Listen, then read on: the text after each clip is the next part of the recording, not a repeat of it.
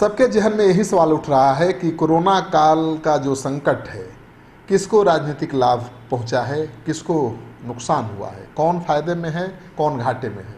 नमस्कार, city post में आपका स्वागत है। मैं हूं श्रीकांत प्रत्युष। आपके जहन में भी यही सवाल उठ रहा होगा कि जो कोरोना काल का संकट है, किस राजनीतिक दल को फ़ायदा पहुंचा रहा है, किसको नुकसान पहुंचा रहा है।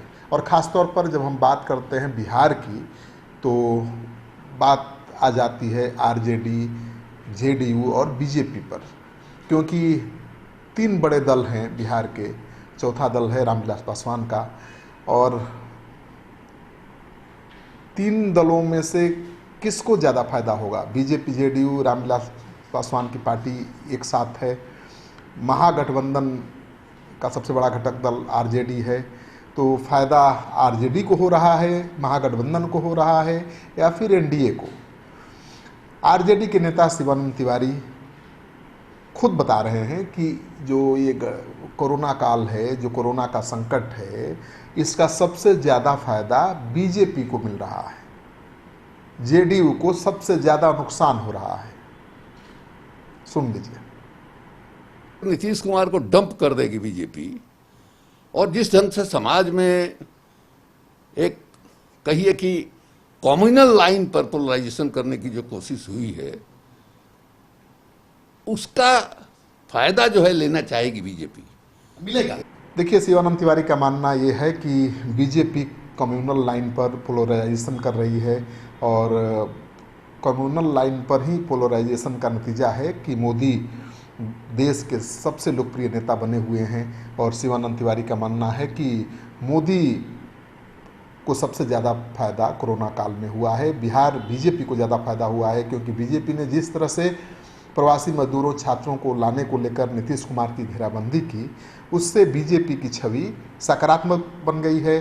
जो प्रवासी मजदूर हैं, जो छात्र हैं, जो उनके परिजन हैं, उनके बीच बीजेपी की छवि अच्छी बनी है। दूसरी तरफ नीतीश कुमार ने ये कहकर अपना भारी नुकसान कर लिया है कि प्रवासी मजदूरों को बिहार में नहीं घुसने देंगे। दरअसल शिवानंद तिवारी का ये कहना है कि जब प्रवासी मजदूर पैदल ही चल दिए बिहार, तो उत्तर प्रदेश के मुख्यमंत्री आदित्यनाथ योगी ने बसों से बिहार के बॉर्डर पर मजदूरों को भेज दिया। तब मुख्यमंत्री नीतीश कुमार ने इसका विरोध किया और कहा कि बिहार में हम किसी को नहीं घुसने देंगे।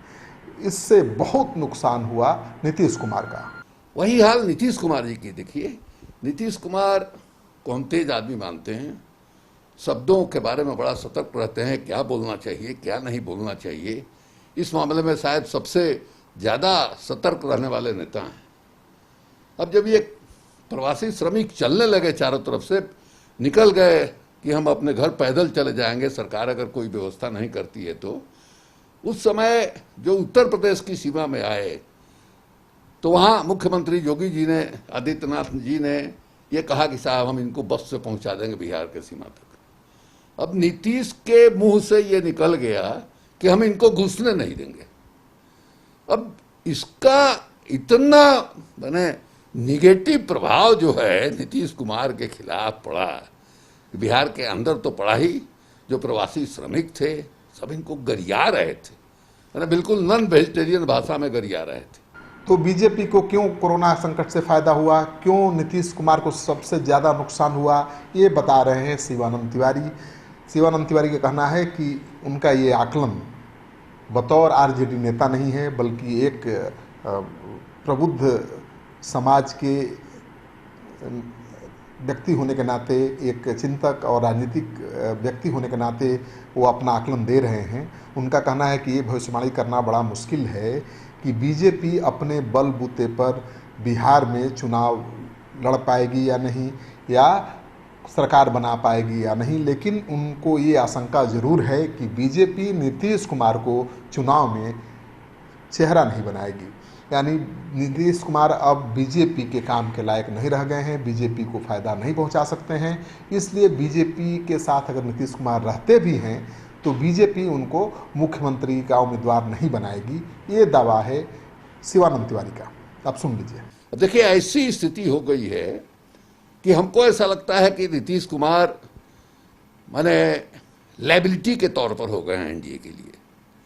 एक जमाने में नीतीश कुमार का चेहरा जो है वो माने एसेट माना जाता था, पूंजी थी वो, सुशासन का चेहरा।